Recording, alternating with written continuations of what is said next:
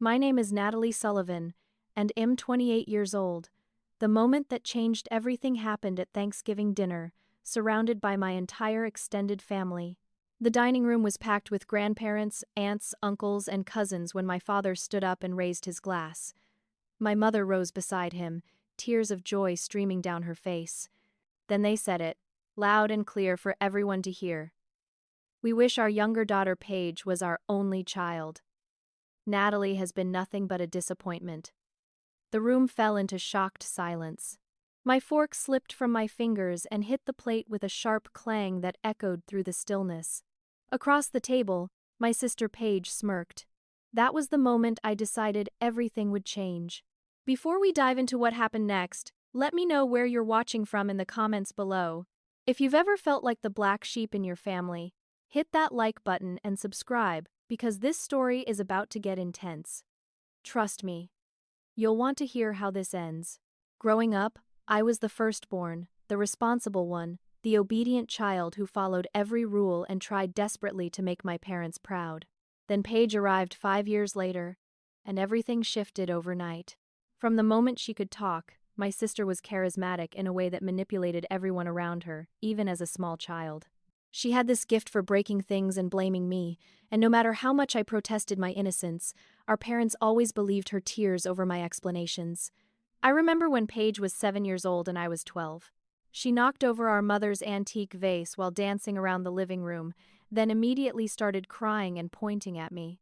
I tried to explain what really happened, but my mother just looked at me with such disappointment and said I was jealous of my little sister's joy. I was grounded for 3 months and had to work doing yard work for neighbors to pay back the $400 value of that vase. Paige never faced a single consequence. That pattern continued through our entire childhood and into adulthood. Paige was treated like golden royalty, while I remained invisible unless I was being criticized. Her accomplishments were constantly celebrated, even the minor ones that barely qualified as achievements. When Paige made honor roll one single time in 10th grade, my parents threw a full family dinner celebration with a cake and presents. When I graduated college summa cum laude with a double major, my parents were too busy attending Paige's dance recital to come to my ceremony. The financial disparity was even more obvious and painful. Paige got a brand new car for her 16th birthday, a sleek silver sedan with a giant red bow on top. I had to work 3 jobs all through college because my parents flat out refused to help me with tuition or living expenses. They said it would build character and teach me responsibility.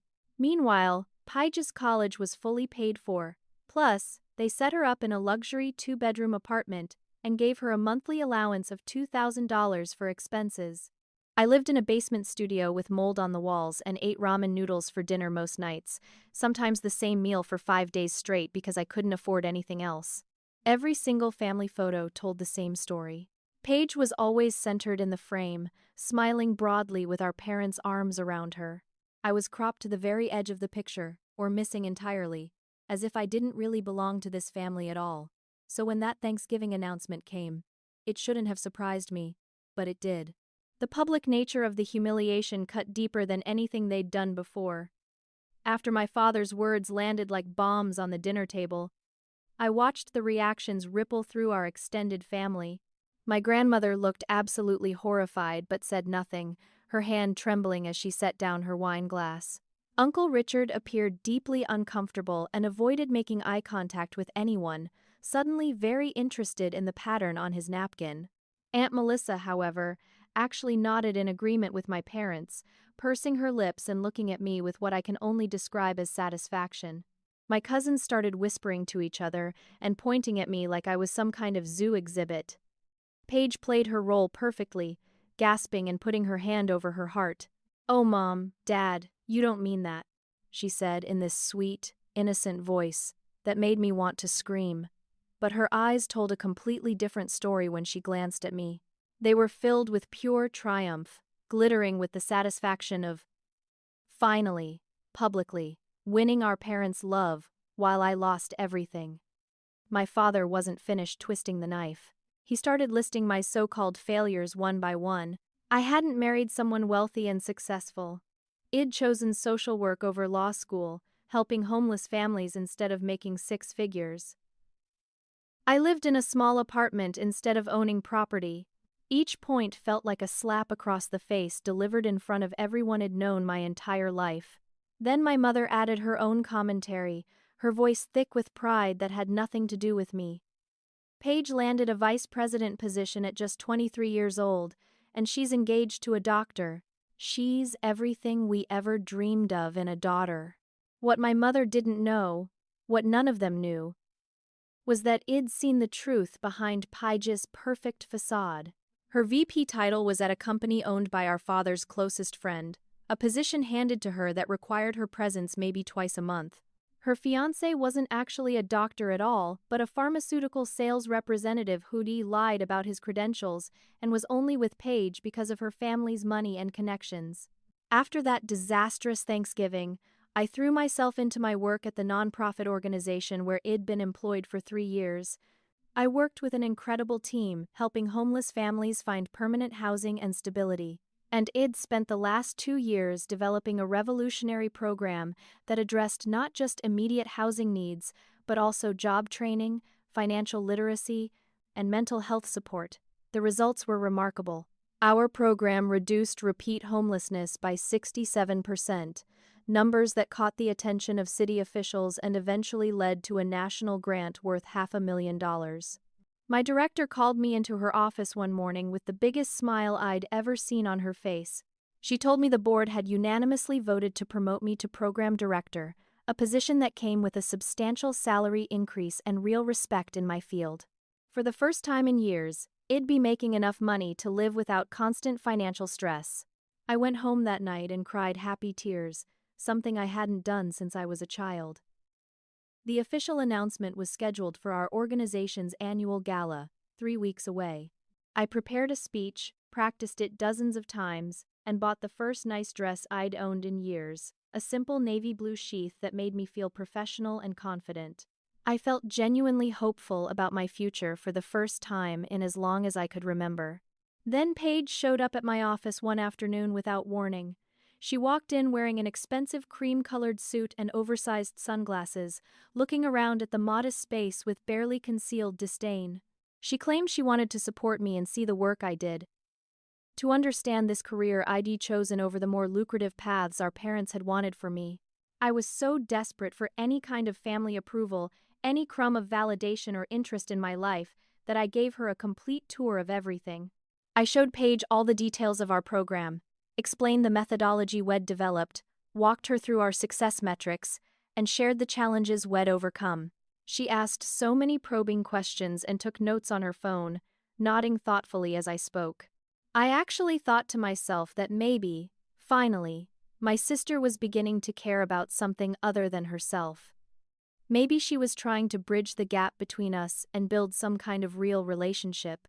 I was so naive. 3 days before the gala, my director called an emergency meeting. When I walked into the conference room, I immediately knew something was terribly wrong.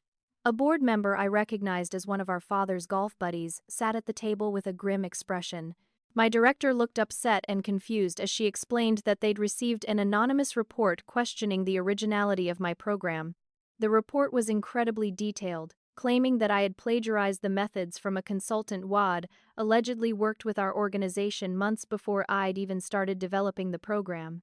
The so-called consultant was listed as working for a company I'd never heard of, and the report included backdated documentation that appeared to show I'd stolen every single innovative idea and passed them off as my own work. My stomach dropped as I realized what had happened. Paige had taken everything I'd shown her, every detail I'd shared in my desperate bid for family connection, and weaponized it against me.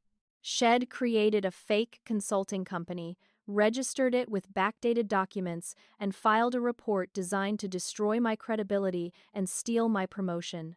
The board had no choice but to postpone my promotion pending a full investigation into the plagiarism allegations.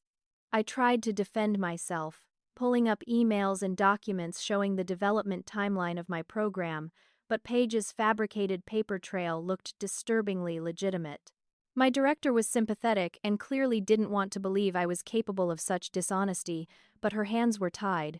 The board demanded answers before they could move forward with any promotion or even continue employing me in my current role. Within days, everything changed at my workplace. Colleagues who'd been friendly and collaborative suddenly whispered in corners when I walked by and avoided me in the hallways. The grant money was frozen until the investigation concluded, which meant families depending on our program were left in limbo without the support they desperately needed. I went home that night feeling sicker than I'd ever felt in my life, and I cried until I physically vomited from the stress and betrayal. In a moment of weakness, I called my mother, hoping for some comfort or support during this nightmare. Her response was like ice water in my face.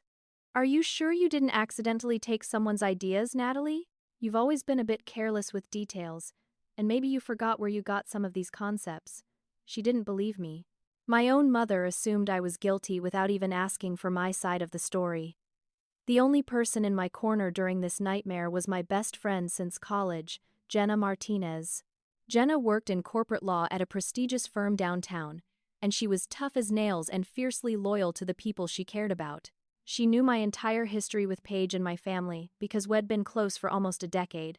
She'd seen me through breakups, financial crises, family drama, and every dark moment I'd faced since we met in our freshman year dormitory. When the plagiarism scandal exploded and threatened to destroy my career, Jenna came over to my apartment immediately after I called her crying. She showed up with 2 bottles of wine, a large pizza, and a determination to help me fight back against my sister's lies.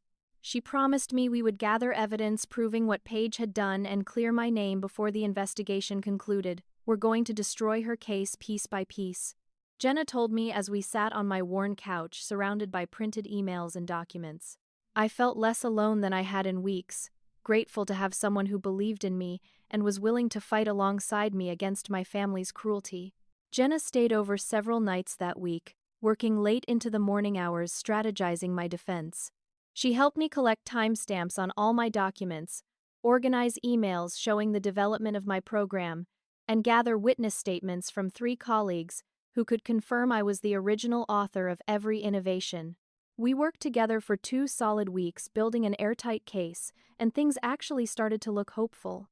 I found proof that definitively predated Paige's fake documentation, including emails with metadata showing the true dates of creation and original drafts of my program proposal that couldn't have been fabricated.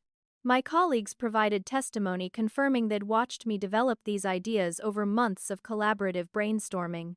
We scheduled a meeting with the board to present all the evidence and officially clear my name, so I could finally move forward with my life. On the morning of that meeting, I arrived at the office 30 minutes early, nervous but confident that justice would finally be served.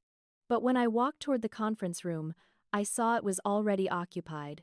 Through the glass walls, I could see Paige sitting at the head of the table looking perfectly composed, and beside her sat Jenna. My brain couldn't process what my eyes were seeing. The director and several board members looked grim and uncomfortable. I pushed open the door, confused and increasingly frightened. "What's happening?" I asked, looking back and forth between my sister and my best friend. Jenna stood up but refused to meet my eyes, staring at the floor like she couldn't bear to look at me. The director cleared her throat and said in a tight voice, "Miss Martinez came forward this morning with additional information we need to discuss before we can proceed with your defense." The room started spinning as Jenna began to speak in a flat, rehearsed tone that sounded nothing like her normal voice. She claimed that during our late-night strategizing sessions, I had confessed to her that I'd actually stolen the ideas from various sources and then panicked when I got caught. She said I'd told her I planned to fabricate evidence and manipulate timestamps to make it look like I was innocent. To support her lies, Jenna produced audio recordings that captured my voice discussing how to plant proof and backdate documents. I stood there frozen, unable to process the magnitude of this betrayal. Those recordings were real in the sense that it was genuinely my voice, but the audio had been edited and spliced together from completely different conversations we'd had, taking phrases out of context and rearranging them to create a false narrative.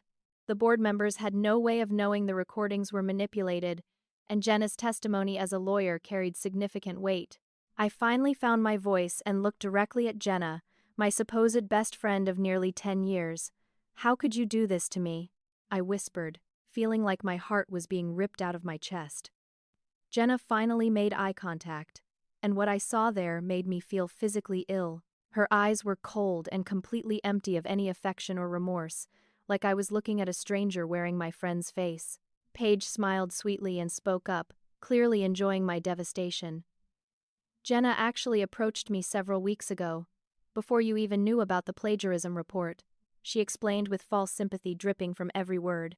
My sister went on to detail how Shed offered Jenna a partnership in her consulting business with a 6-figure salary, full benefits, and a corner office in exchange for helping to destroy my credibility completely and permanently. Jenna had taken the deal without a moment's hesitation, seeing an opportunity for career advancement and not caring at all that it meant betraying someone who'd trusted her completely. I felt like I was drowning as the full scope of the conspiracy became clear. Our entire friendship had been expendable to Jenna the moment money entered the equation. Every vulnerability I'd shared, every strategy we'd discussed, every piece of evidence we'd collected together had been reported directly to Paige. Jenna had been working against me from the very beginning, feeding information to my enemy while pretending to be my ally and closest confidant. The board made their decision quickly after hearing Jenna's testimony and listening to those doctored recordings. They terminated my employment effective immediately, and I was escorted from the building by security like I was some kind of criminal.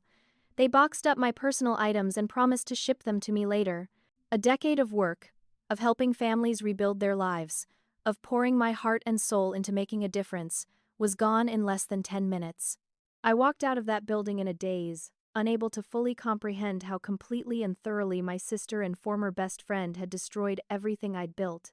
Without any income and with my reputation destroyed in the nonprofit community, my life collapsed rapidly.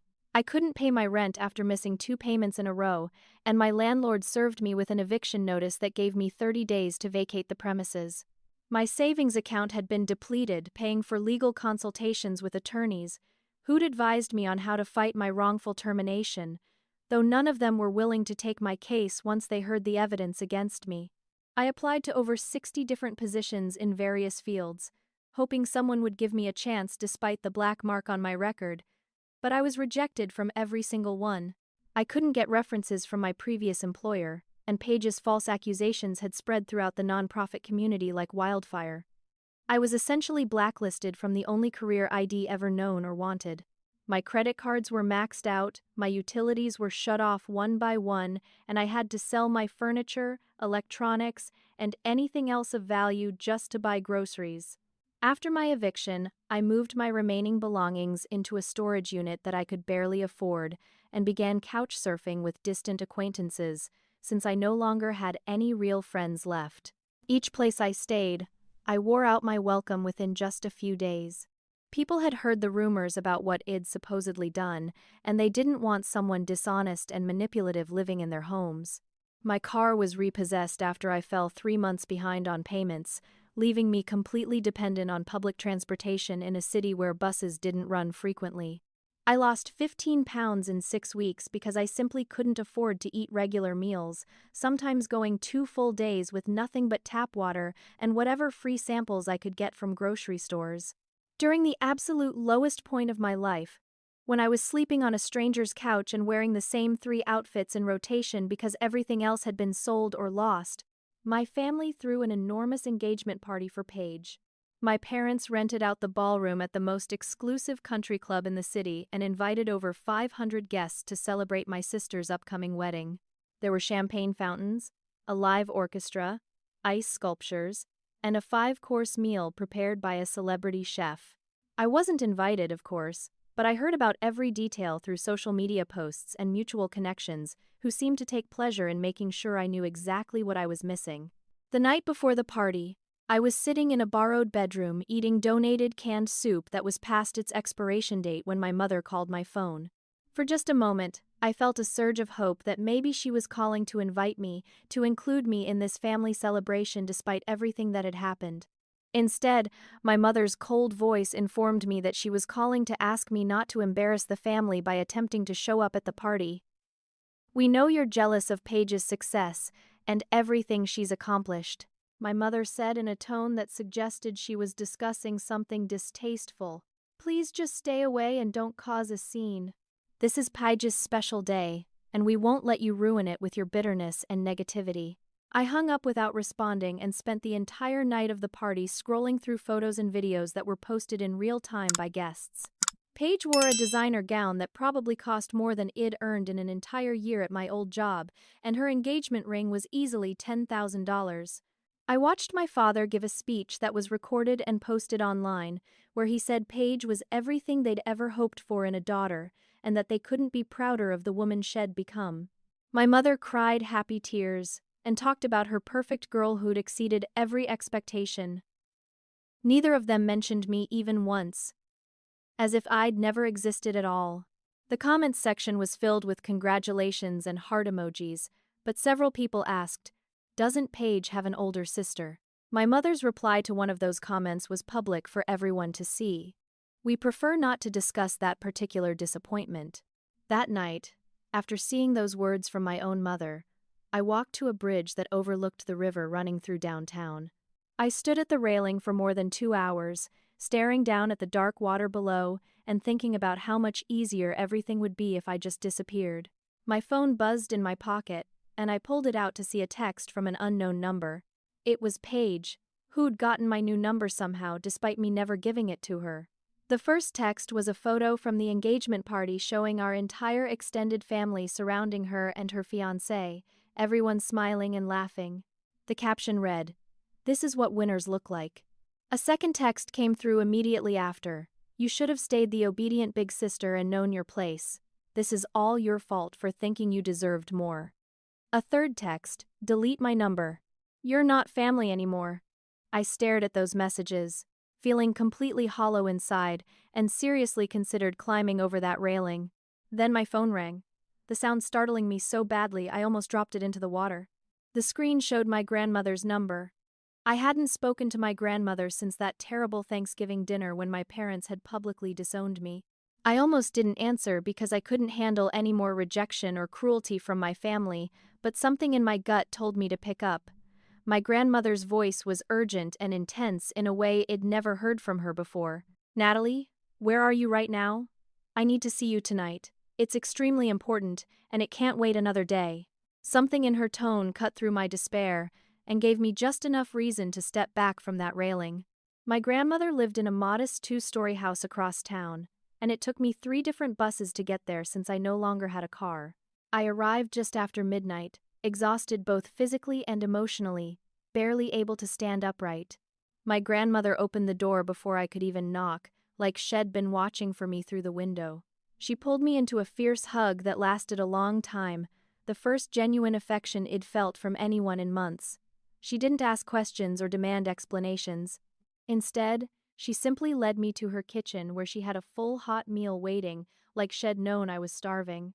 I sat at her table and cried while eating meatloaf, mashed potatoes, and green beans, and she just let me feel everything without trying to fix it or minimize my pain. After I finished every bite on my plate, my grandmother sat down across from me with a manila folder that looked thick with documents. "I know what Paige did," she said quietly but firmly. "I know all of it, every single thing she's done to you, and I have proof." She opened that folder and began pulling out page after page of evidence that made my jaw drop. My grandmother explained that she'd been conducting her own investigation for the past several months, hiring a private investigator right after that Thanksgiving dinner when my parents had made their cruel announcement. "I saw something in Paige's eyes when your parents were praising her that night," my grandmother said. "It was pure evil, and I knew she'd done something terrible to you even before I knew the specifics." The folder contained bank records showing a payment of $75,000 from Paige to Jenna Martinez, dated 2 days before Jenna supposedly came forward with her testimony against me. There were the original, unedited audio files that proved Jenna had manipulated my words and spliced together completely different conversations to frame me. Email exchanges between Paige and our father's golf buddy showed them coordinating the timing of the plagiarism accusation to cause maximum damage to my career. Text messages between Paige and various family members revealed an active conspiracy to systematically destroy every aspect of my life. But the evidence went even deeper than I could have imagined. My grandmother's investigator had found photos of Paige meeting with my landlord at a coffee shop, along with bank records showing Shed paid him an extra $2,000 to expedite my eviction and make it as difficult as possible for me to fight it. There was documentation proving that Paige had been submitting false reports about me to every organization where I applied for work, using fake email accounts to spread lies about my character and ensure I'd never get hired anywhere in my field. The betrayal was so thorough and calculated that I felt sick reading through all the evidence. Then my grandmother shared information that shocked me even more than anything else in that folder. Paige's vice president position was completely fabricated, nothing more than a vanity title at a company that created the role specifically for her. She showed up to the office maybe twice a month, did absolutely no actual work, and collected a six-figure salary because the company was owned by one of our father's clients who owed him significant legal favors. Paige's doctor fiancé wasn't a doctor at all. He was actually a pharmaceutical sales representative who'd lied about his credentials and education. My grandmother had documentation showing Head never attended medical school and had no medical license whatsoever. Head met Paige at a bar, realized she came from a wealthy family, and went along with her lies because it gave him access to money and social status Head never have on his own. The most devastating revelation was that my parents knew about at least some of these lies and had actively covered them up. My mother had helped Paige edit those audio recordings, providing technical assistance to make the manipulation less obvious. My father had given Paige legal advice on exactly how to frame me for plagiarism in a way that would be difficult to disprove. They'd been active participants in destroying their own daughter. But my grandmother wasn't just exposing the truth. She had a plan for justice that took my breath away. "Your parents cut you off financially and emotionally," she said, her eyes blazing with determination. "But they forgot something important. I control the family trust fund, and I decide where that money goes." She explained that my grandfather had left a substantial estate to her when he passed away 15 years earlier, with the understanding that upon her death, the money would be split between their children and grandchildren. My parents had been counting on receiving millions of dollars from that inheritance and had already made plans for how they'd spend it. My grandmother's announcement hit me like lightning. "I'm changing my will. Everything, every single dollar, goes to you and only you." But the inheritance wasn't all she controlled. My grandmother owned the house my parents lived in, the beautiful 4-bedroom colonial they'd always claimed was theirs. Shed gifted it to them 20 years ago, but Shed retained ownership rights through a legal technicality they'd completely forgotten about. She could reclaim that property at any time she wanted. On top of that, my grandmother had evidence of my father's tax fraud going back a decade and proof of my mother's insurance scams. She had enough documentation to destroy them both legally and financially, to send them to prison if she chose to pursue criminal charges. My grandmother introduced me to her lawyer, a woman named Harper Rhodes, who had a reputation as one of the most cutthroat attorneys in the state. Harper specialized in family law and fraud cases, and Shed built her career destroying people who abused positions of power. She reviewed all the evidence my grandmother had collected, and a slow smile spread across her face. "This is absolutely airtight," Harper said with obvious satisfaction. "Your sister is going down, and she's taking everyone who helped her down too." She agreed to take my case completely pro bono because, as she put it, she hated bullies and couldn't stand watching them win. Harper had extensive connections in the legal community, and she brought in an investigator who dug even deeper into Paige's history. What they uncovered was staggering. My sister had been running similar schemes for years, destroying people who got in her way or who had something she wanted. They found 3 other victims willing to come forward and testify. The first was a woman from Paige's college, who'd been blamed for a cheating scandal that Paige had orchestrated to eliminate competition for a scholarship. The second was a former coworker who'd been fired after Paige stole her entire client presentation and passed it off as her own work.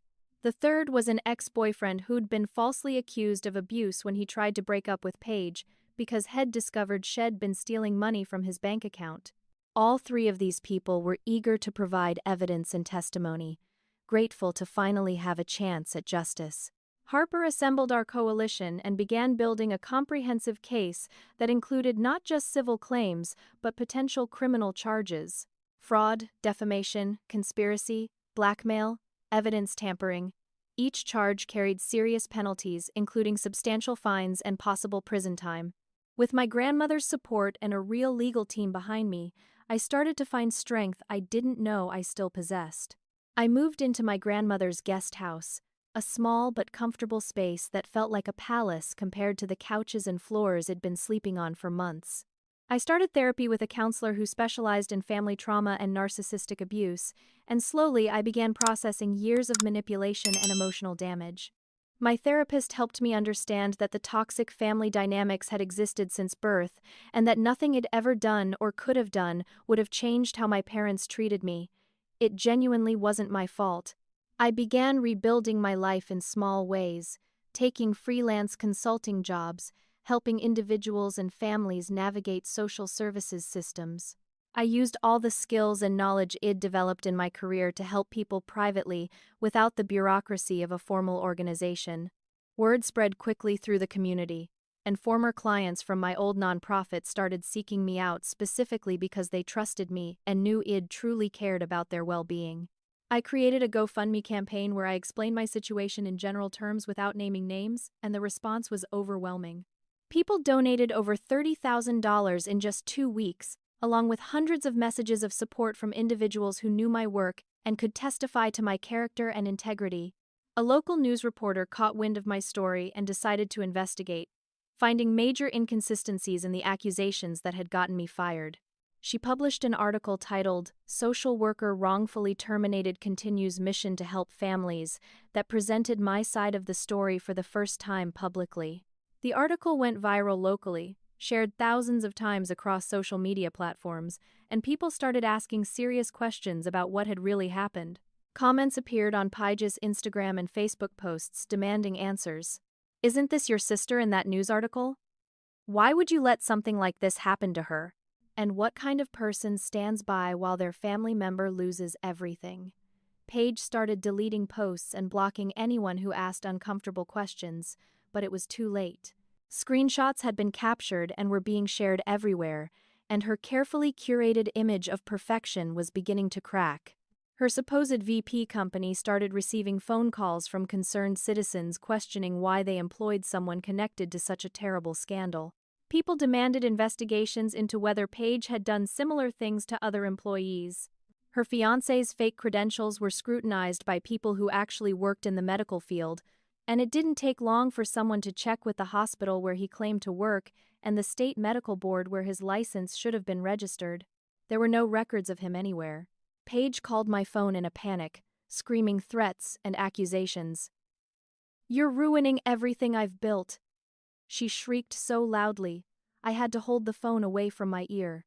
"I'm going to sue you for defamation and destroy what little you have left." I felt remarkably calm listening to her meltdown, a stark contrast to how I would have reacted just months earlier. "You haven't built anything, Paige," I said quietly but firmly.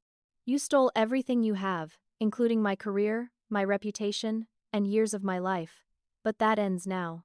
I hung up on her mid-sentence, blocked her number, and felt genuinely powerful and in control for the first time in my entire life. Harper filed our lawsuit in civil court, naming Paige, Jenna, my parents, and my father's golf buddy as defendants in a conspiracy to commit fraud and intentionally destroy my life and career.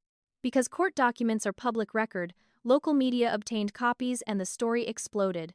The news ran an exposé titled "Family Conspiracy Destroys Innocent Woman's Life and Career" that detailed every scheme, every lie, every manipulation with receipts and evidence to back up every single claim. The reporter interviewed me at length, and I remained calm, factual, and devastatingly honest throughout the entire conversation. I didn't cry, or get angry, or emotional. I simply told the truth and let the facts speak for themselves. The contrast between my measured, credible testimony and Page's over-the-top social media persona was striking and impossible to ignore. The story was picked up regionally and then nationally, with headlines like "Narcissistic Sister Ruins Sibling's Life for Instagram Fame and Family Approval" appearing on news websites across the country. Pyga's employer conducted their own internal investigation and confirmed that she did essentially nothing at the company, despite her impressive title and substantial salary. They terminated her employment immediately and demanded repayment of wages for work not performed. She owed them $160,000 that she absolutely did not have. Her fiancé was exposed as a fraud and a liar, and he disappeared overnight, literally leaving Paige via text message that read, "You're toxic, you're crazy, and now you're broke. We're done. Lose my number." The engagement ring Head given her turned out to be cubic zirconia because Head pawned the real ring months earlier to pay his gambling debts. Paige's social media presence completely imploded. Her Instagram was flooded with thousands of angry comments calling her a sociopath, a monster, and pure evil. People she didn't even know were sending her messages about how disgusted they were by her actions. She lost all her legitimate followers, leaving only bot accounts and fake profiles. She had to delete every single social media account she had just to escape the constant barrage of criticism and hatred. But it wasn't just Paige whose life was falling apart. My parents' reputations were utterly destroyed throughout their social circles. My father's law practice lost 3 of his biggest clients within a single week, costing him hundreds of thousands of dollars in annual revenue. The State Bar Association opened an ethics investigation based on his role in helping Paige frame me for plagiarism and his documented pattern of using his legal knowledge to harm his own daughter. My mother was immediately removed from every charity board position Shed held, positions Shed used to build her social status for decades. Organizations released public statements saying they couldn't have someone who'd participated in abusing their own child representing their missions and values. Their country clubs suspended their membership pending a review, and their closest friends stopped calling and returning their messages. Party invitations dried up completely, and they found themselves socially isolated in a way they'd never experienced before. My parents showed up at my grandmother's house unannounced, banging on the door and demanding to speak with me. When my grandmother let them in, they immediately started yelling about how I was destroying the entire family with my vindictive lies and exaggerations.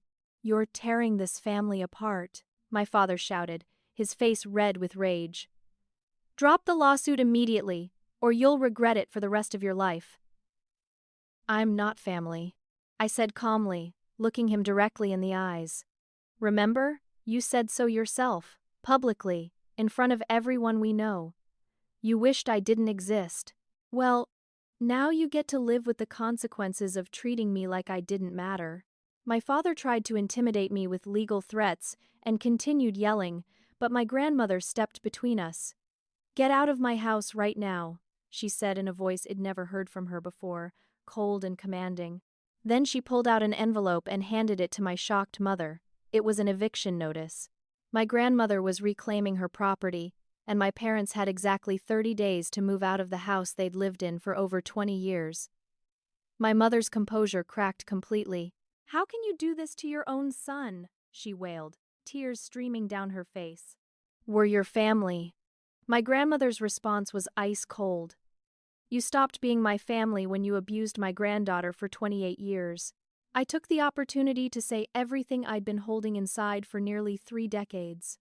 I listed every instance of abuse, every moment of neglect, every cruelty they'd inflicted on me from childhood through adulthood." My parents tried to justify their behavior with excuses that sounded pathetic even to their own ears.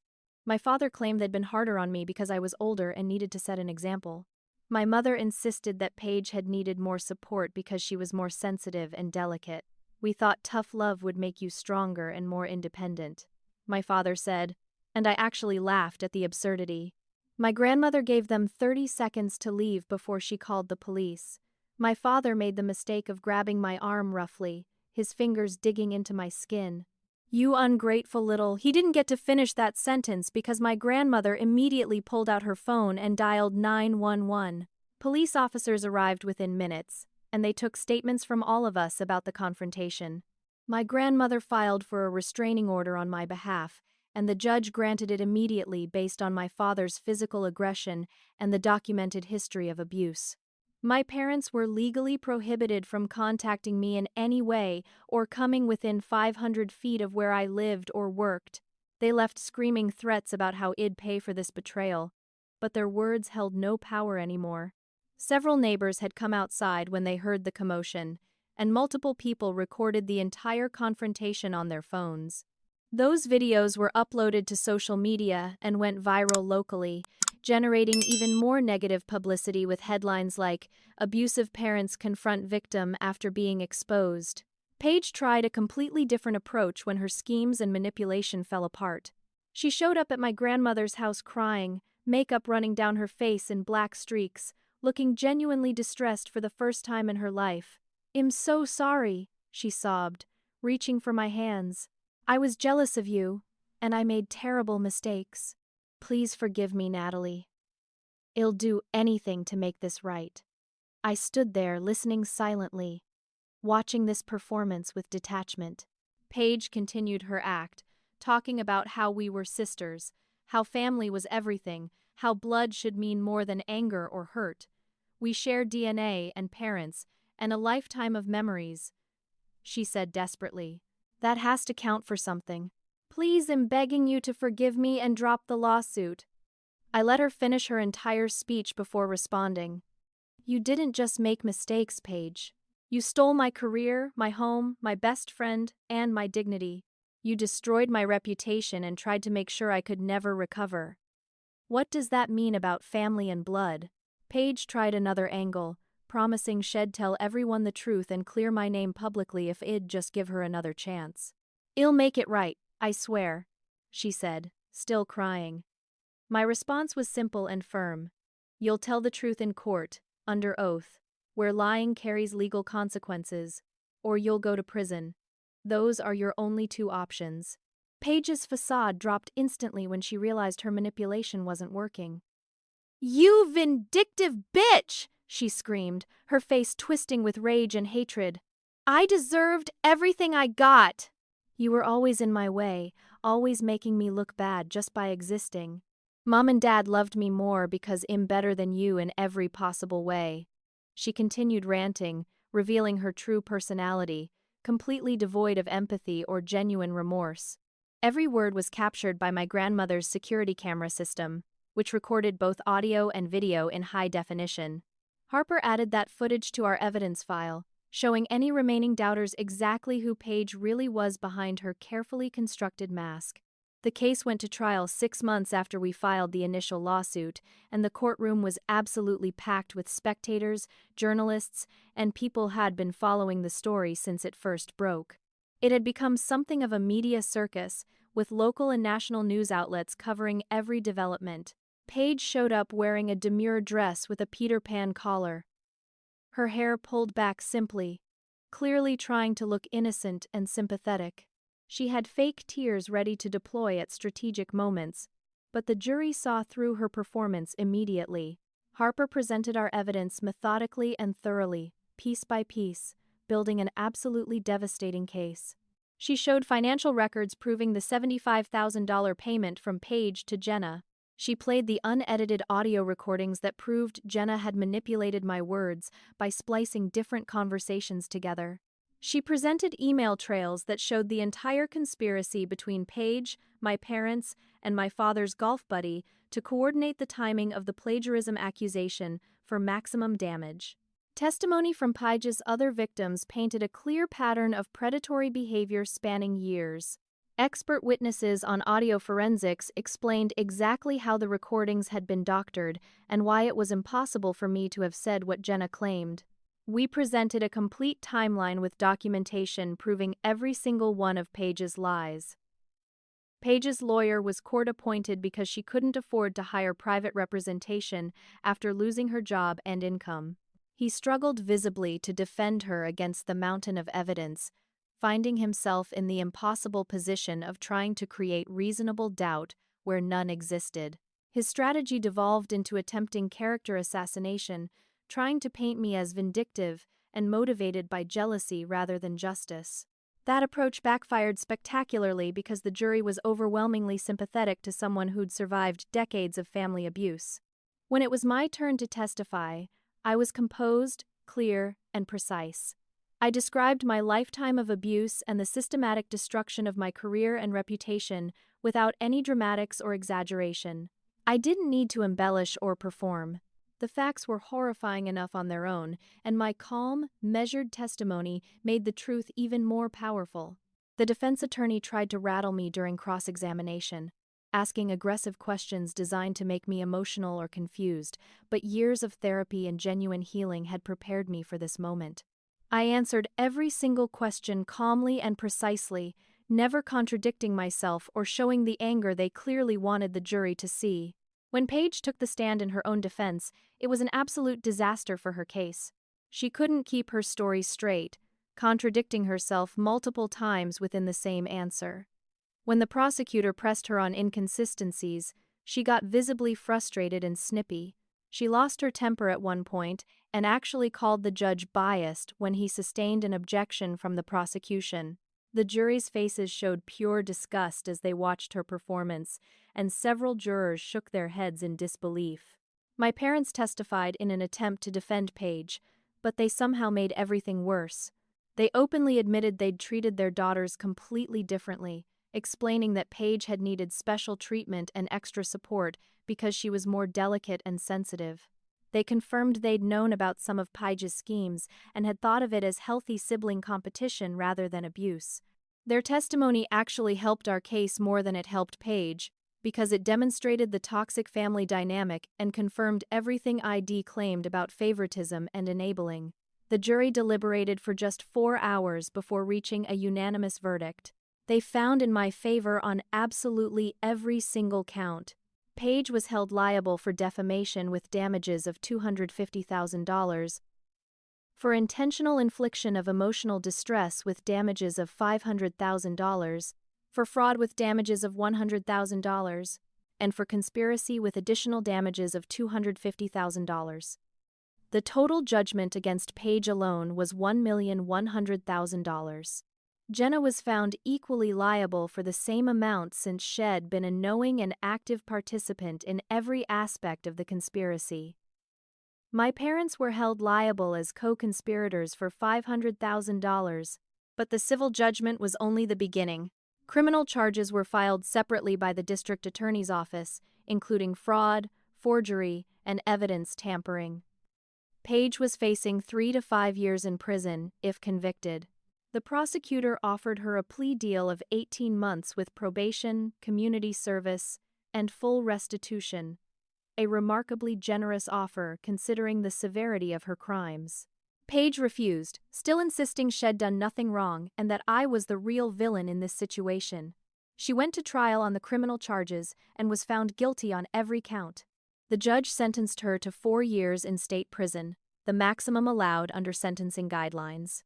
Jenna took a plea deal for her involvement, accepting disbarment, 2 years of probation, 1,000 hours of community service, and her portion of the financial restitution. My father was disbarred by the State Bar Association for ethics violations related to using his legal knowledge to help frame me. He lost his law license permanently and could never practice law again. My parents filed for bankruptcy because they had no way to pay the $500,000 judgment against them. They lost my grandmother's house when she officially reclaimed the property, and they were forced to move into a small 2-bedroom apartment on the other side of town in a neighborhood they'd always looked down on. I knew I probably wouldn't see any of the money from the judgment for many years, if ever, since none of them had substantial assets or income anymore, but that didn't matter at all. The vindication was worth more than any amount of money could ever be. My name was cleared publicly and definitively.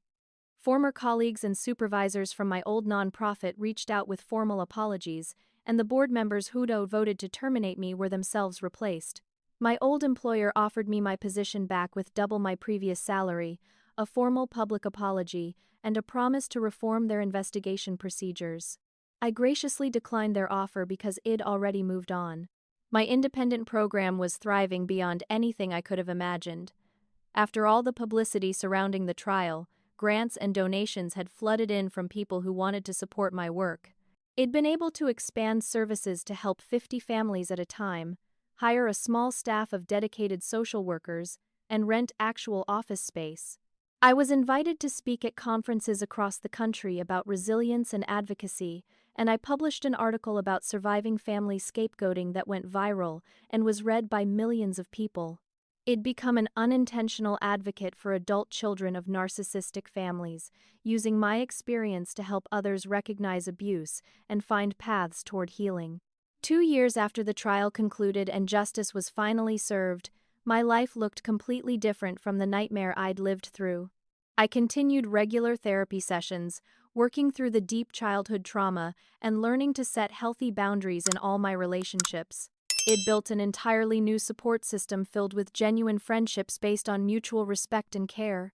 These were people who valued me for who I truly was, not for what I could provide or how I made them look. I started dating someone I'd met through volunteer work, a kind and patient elementary school teacher named Marcus who worked with underprivileged kids. Our relationship was built on honesty, respect, and genuine affection, everything I'd never experienced with my family. There were no games, no manipulation, no conditions on his care for me. My grandmother's health had started declining slowly, and she moved into my home so I could care for her properly. The role reversal felt meaningful and right, giving me the chance to return even a fraction of the love and support she'd shown me when I needed it most. We spent evenings talking about life, about family, about forgiveness and moving forward. Real family isn't about blood. She told me one night, as we sat on the porch watching the sunset, it's about who shows up for you when everything falls apart. I realized I'd had family all along in the clients I'd helped, in the community that had supported me through the worst times, in the colleagues who'd believed in my work even when my reputation was being destroyed. I ran into my mother unexpectedly at a grocery store one afternoon, and the encounter was brief and awkward. She looked like she'd aged 10 years in just 2. With deep lines around her mouth and gray hair she hadn't bothered to dye. She opened her mouth like she wanted to say something, maybe apologize or explain or justify, but I simply walked past her without acknowledgement. Some relationships are damaged beyond any possibility of repair, and I'd made peace with that reality. I saw my father's car parked outside a small apartment complex where I knew he now worked as a paralegal, the only legal job he could get without a license. I felt no satisfaction in their downfall, just a kind of empty neutrality where anger and hurt used to live. Paige sent me a letter from prison, a long and rambling piece of writing that still blamed me for ruining her life. There was no genuine accountability, no real remorse, just more deflection and self-pity. I read it once and then threw it directly in the trash without responding. Paige wanted attention, even negative attention, and the most powerful thing I could do was give her nothing at all. Some people are simply incapable of change or growth, and accepting that truth allowed me to fully let go. My Uncle Richard reached out after maintaining distance during the worst of the family conflict, and he apologized sincerely for his cowardice. "I should have defended you," he said with genuine shame in his voice. "I saw what they were doing, and I said nothing because I didn't want to cause problems. That was wrong, and I'm sorry. I appreciated his honesty and his willingness to own his failure, and I forgave him."